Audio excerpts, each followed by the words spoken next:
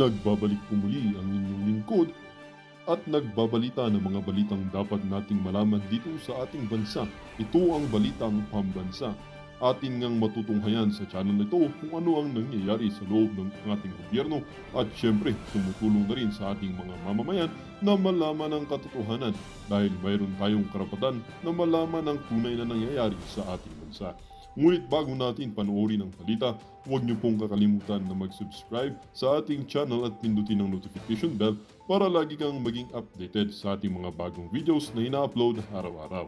At sa ating mga solid viewers naman dyan ay maraming salamat naman po sa walang sawang pagsuporta. At syempre, huwag din pong kakalimutan mag-iwan ng like at i-share ang ating mga videos. At kung mayroon ka naman pang opinion, ang ating comment section ay bukas para sa inyong mga hinaing. Ito na nga mga kaibigan, ating panoorin ang buong video. Salamat po muli and God bless!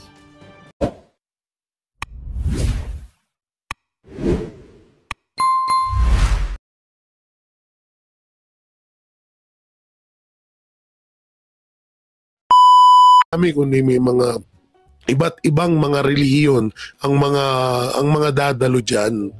Oo, kaya abangan ho natin yan. Nga lang, ang masamang palad no? Sa kasamang palad, ginagawa ng sandamakmak na issue ang Iglesia ni Cristo ngayon. Dahil alam naman natin sa panahon natin ngayon, kapag hindi ka kakampi ng administrasyon, ay automatic gagawang ka ng issue.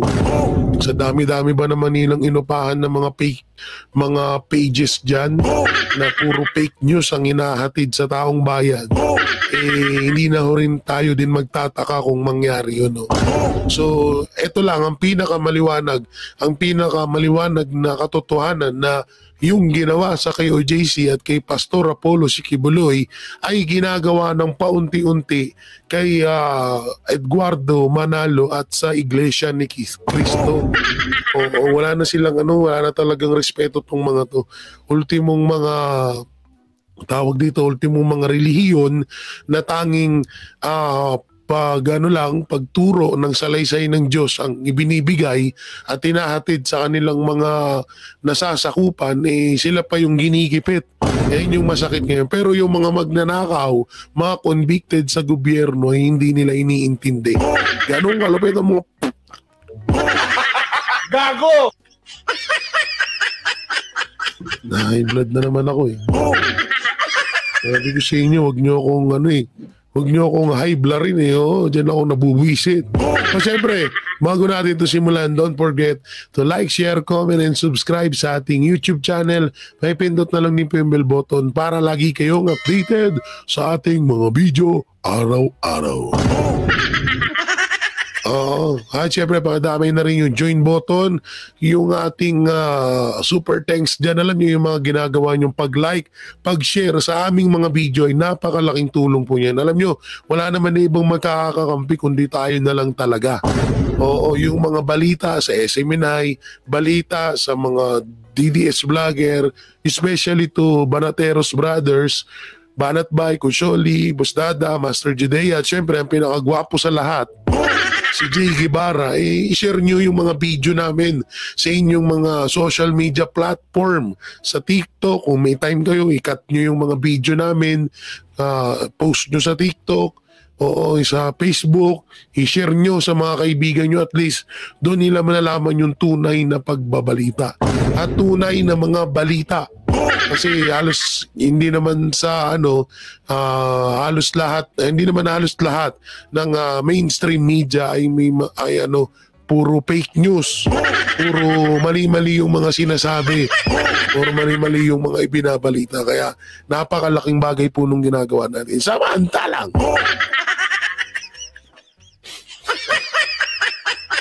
ginadjust ko lang yung lalamunan ko. Medyo sumagarak lalo. Lalo ko naging kaboses si Jan Lapus. Samantalang ito, may papanood ako sa inyo na. Asan yan? Mapakita ko sa inyo. Yun. Yan utang ng Pilipinas. Itong utang ng Pilipinas ay, ito po ay, wait lang, paano ba natin ito? Uy, nawala. Uy, easy. Nasaan na yan dito? Yan. Utang ng Pilipinas ay nung panahon po ito ni nung panahon ni PRRD at nung panahon ni Marcos Jr. Okay? Eto muna. Dito muna tayo. Litan natin yung pagmumukha natin. Nung umupo si... wait lang. Talagang namamalat ako. Wait lang, ha?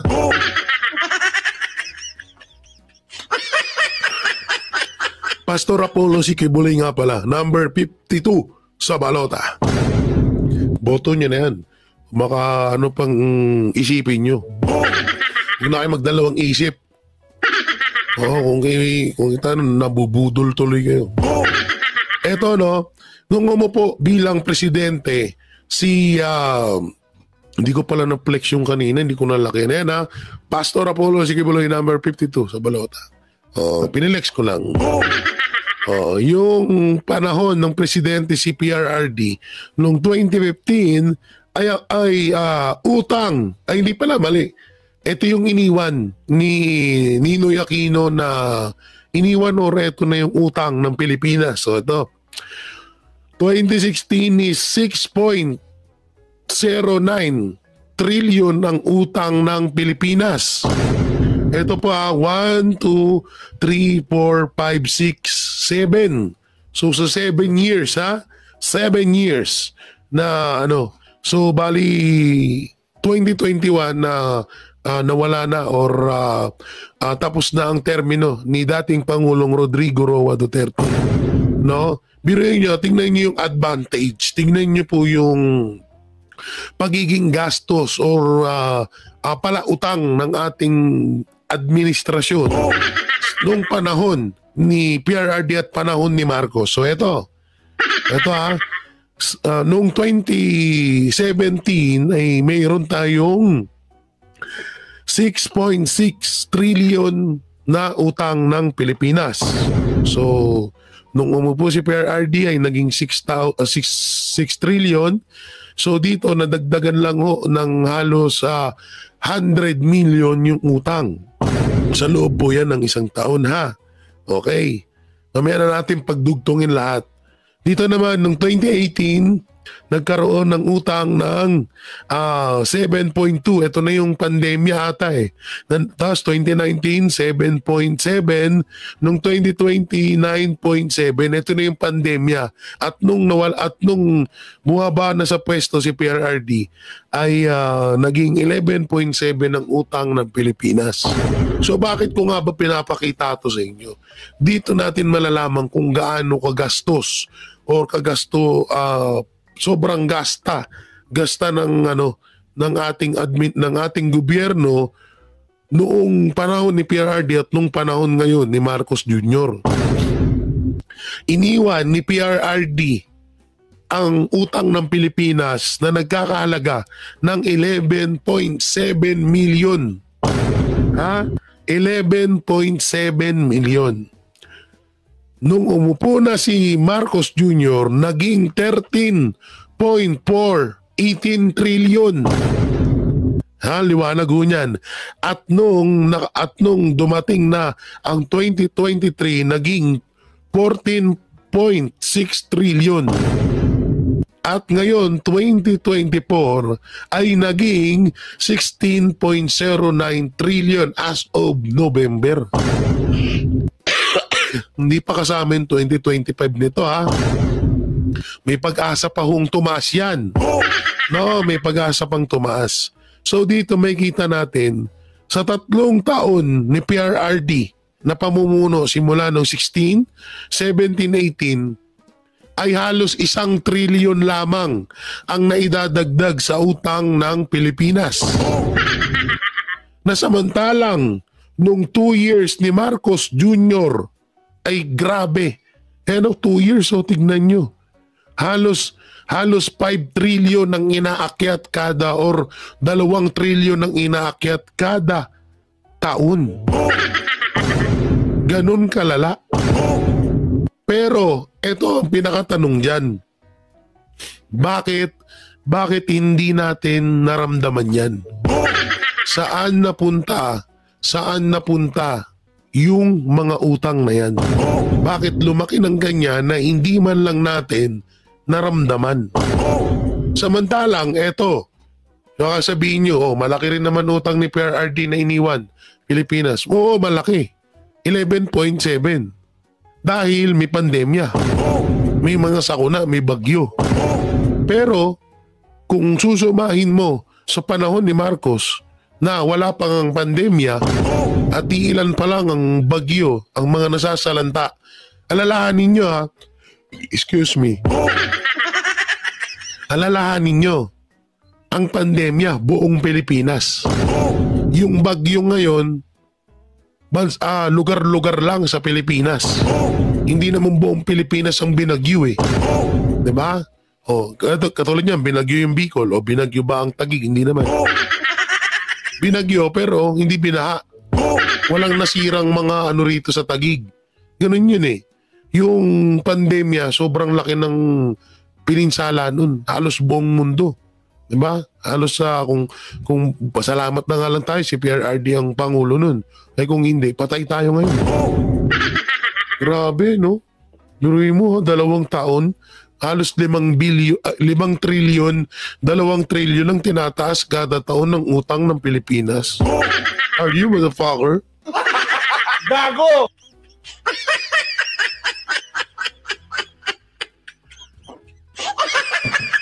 Diba? Ganun kalupit. Samantalang, mapunta na nga tayo dito. Ito na yung panibagong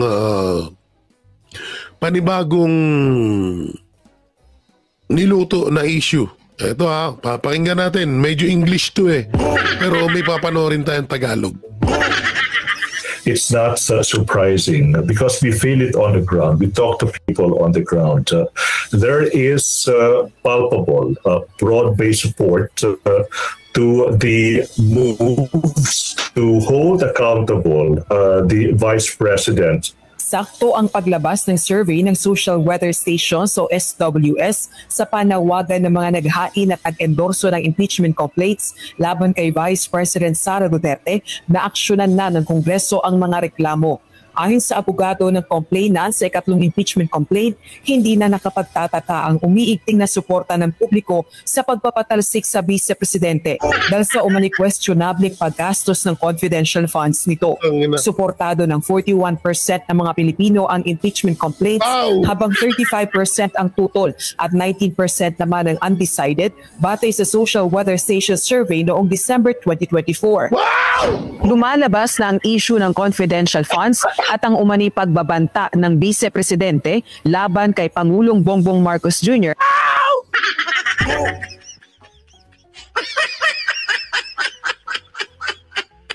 Magkano yan? Ilan? Tingnan natin. Eto. 41% agree daw sa impeachment kay VP Sara Duterte. Tapos, disagree 35%. Undecided 19%. Saan nyo ginawa tong survey na to? Sa simenteryo? Gago! Tapos sasabihin, ano sabi? Wait lang play natin. 2024. Lumalabas na ang issue ng confidential funds at ang umani pagbabanta ng vice-presidente laban kay Pangulong Bongbong Marcos Jr. ang pangunahing dahilan ng mga sumusuporta sa impeachment. Wow!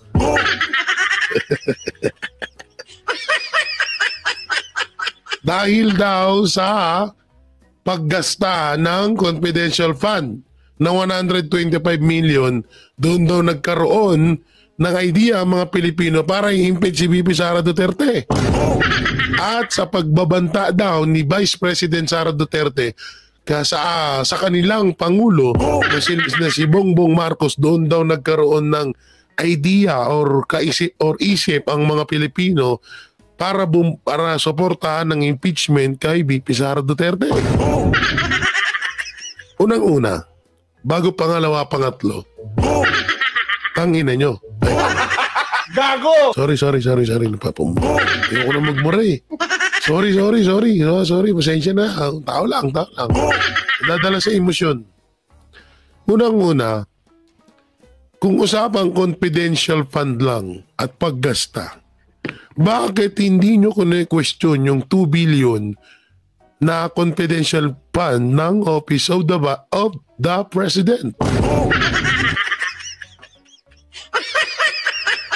Na di hamak na quadruple ang laki sa confidential fund ni VP Sara Duterte. At pangalawa, wala namang pagbabanta na ginawa si Vice President Sara Duterte. Wala namang pagbabanta. Ano tong sinasabi nyo? Tsaka, UNTV, ano na? Gago! Anong nangyari? Isa pa naman sa mga palagi kong pinapanood tong UNTV. Tapos ngayon medyo to parang tumagilid na. Ako hindi ako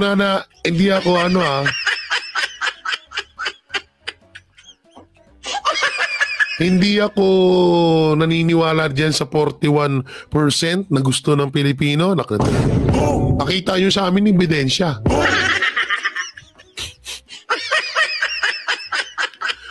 Kasi ganito. Kasi malapit na ang rally ng Iglesia ni Cristo at iba pang mga Pilipino sa Liwasan Bonifacio, kaya kayo naglabas ng ganito.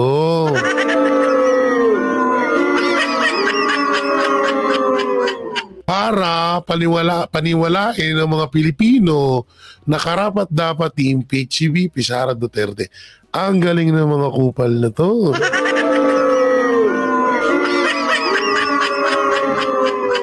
Ang galing mong kupal ka. Oo, ang galing ha. Iba rin yung utak nyo ha. Okay, panoorin natin to. Asan na yan? Asan na yan? Ito pala. Isang mind conditioning ito para palabasin ng mainstream media at ng administrasyon na ito na hindi sapat ang magiging malawakang rally ng Iglesia ni Cristo kontra impeachment ni Vice President Sara. Ay nagsagawa sila ng pa-survey mula sa SW survey na kung saan nang lumabas ay 41% ng mga Pilipino ay naniniwalang dapat daw ma-impeach si Vice President Sara. Pero ayon nga sa isang political analyst at commentator na si E.B. Jugalbot, survey says, read the fine print before signing the dotted line. Who carried the news? One News. Who owns One News?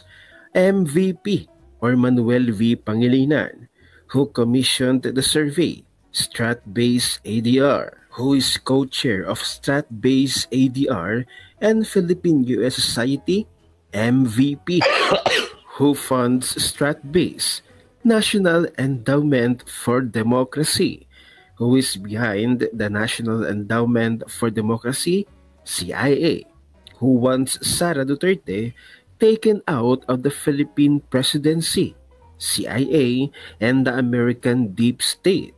So there you have it.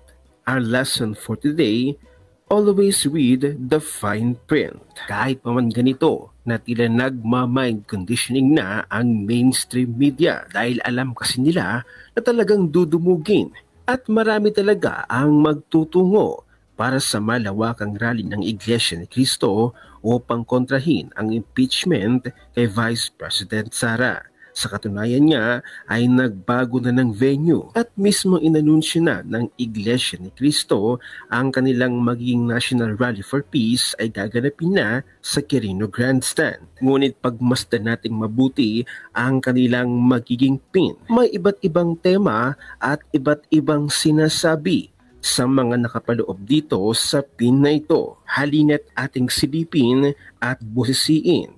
Ang sabi dito, magkaisa, huwag mang-isa. Problema'y lutasin, huwag palakihin.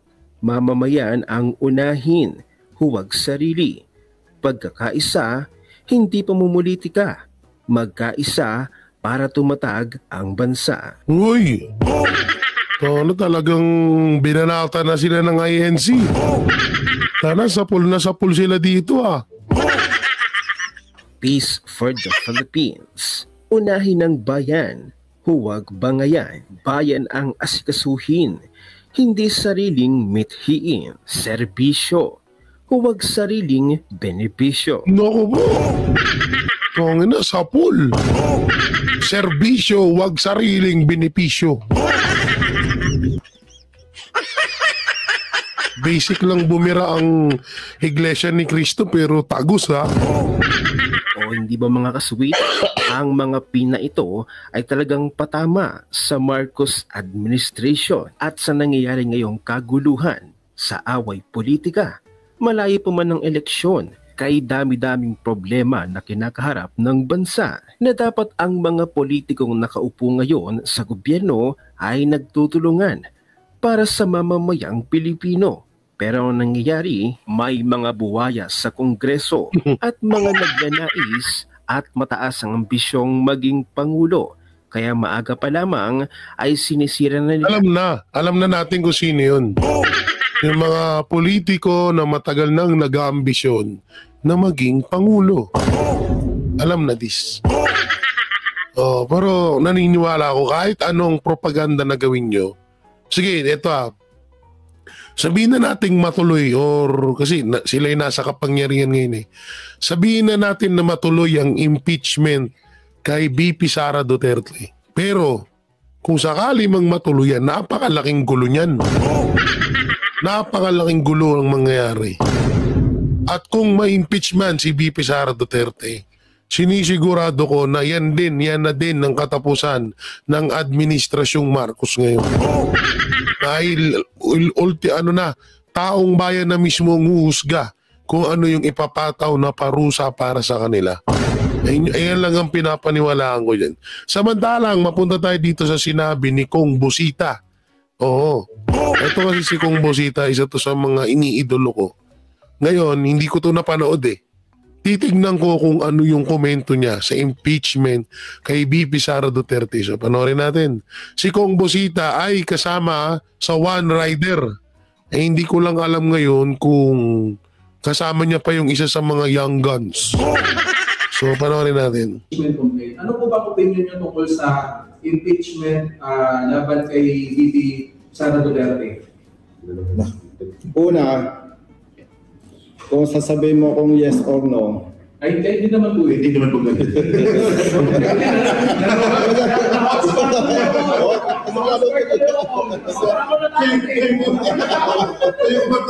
Siya ang natatakot eh. No? Kita mo siya yung hindi, ayaw mo ng yes or no, pero sasagutin kita. Colonel Busita, yes or no impeachment against BP Sara? One, hindi ko pa nabasa yung articles of impeachment. Hindi ako kasi manghuhula. Number two, inimbestigahan siya in aid of legislation. Nadidinig niyo lagi yan? Yes. Tama ba? Kasama po kayo minsan din sa... Hindi, kasi sa Senate at sa Congress, every time na may hearing, madidinig mo lagi in aid of legislation. Hindi korte ang Kongreso at Senado. Now, impeachment complaint. Ang isang sinasabi diyan, yung paglulustay ng pondo. Tama ba? Sabihin niyo kung mali ako. In aid of legislation, kung may nakita na paglulustay, dapat tingnan pangkalahatan. Yun! Ganda nun Tama yun. Pag-usapang paglulustay, titignan ng pangkalahatan. Hindi ko lang alam kung anong tinutukoy ni Busita, kung pangkalahatan ba sa Office of the Vice President or pangkalahatan kasama ang Congress, Senado at ang Office of the President. Okay, tuloy natin. Parang kunwari, si partner, inimbestigahan ko, nakita ko naglustay. Tiningnan ko, hindi naman pala ikaw lang. At pala ikaw eh.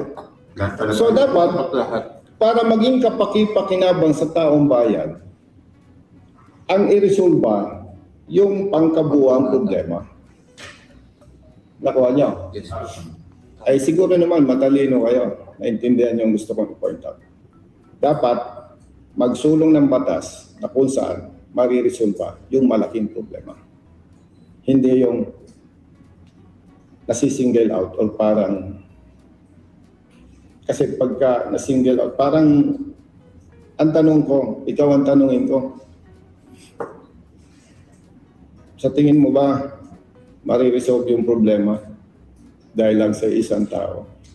Sa tingin ko po, hindi po. Pero it should start from somewhere talaga. O ipagpalagay. Totoo yung sinabi mo. Ito tama naman yung sinabi ni Busita dito. Halimbawa nga, sige, kung ma-impeach si VP Sara, mababa ang bilihin sa Pilipinas. Magiging peace country kaya lalo ang Pilipinas. Magiging payapa ba ang pamumuhay ng mga Pilipino pag na-impeach si VP Sara sa Pilipinas? Mariresolba ba lahat ng problema sa Pilipinas pag na-impeach si VP Sara Duterte? Kasi isipin nyo bakit i-impeach si VP Sara? Dahil di umano sa paglustay. So kung yun naman pala yung pinaka reason or dahilan nila, dapat lahat silipin nila. Sa Congress, sa Senado, at lalong-lalo na sa Pangulo. At usapan, dito pa ako nagtataka na bakit dinamay nila o sinama nila sa impeachment yung sinasabi nilang banta sa Pangulo na wala naman talaga. Yun Ano to? I-impeach ang niluklok ng taong bayan dahil lamang sa maling pagkakaintindi ng Pangulo doon sa sinabi ng pangalawang Pangulo. Ganun ba yun? Sipin nyo maigi yun. Tuloy natin. Anong kasunod?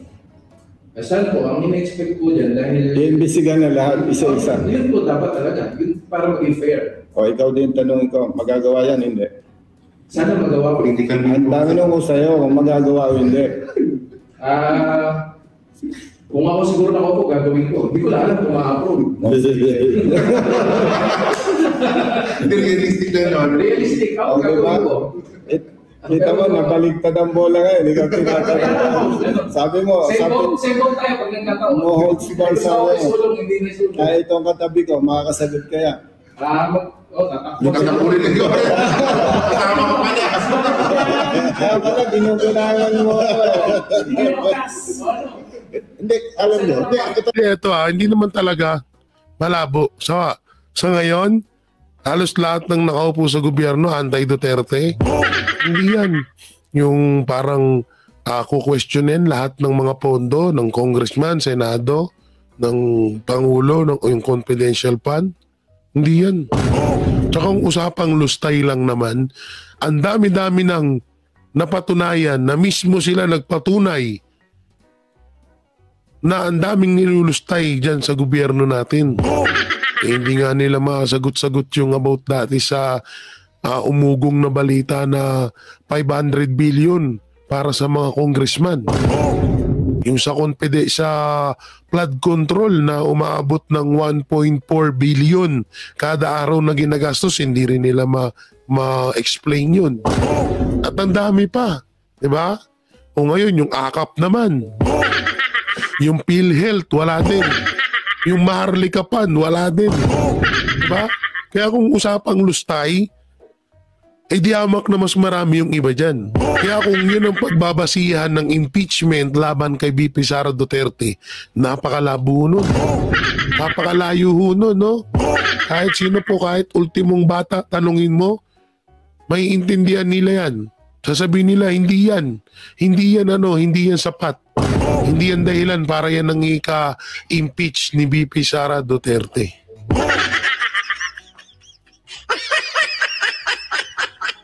Kaya magtitigil-tigil na So yun mga banateros, anong may kukomento nyo sa napag-usapan natin?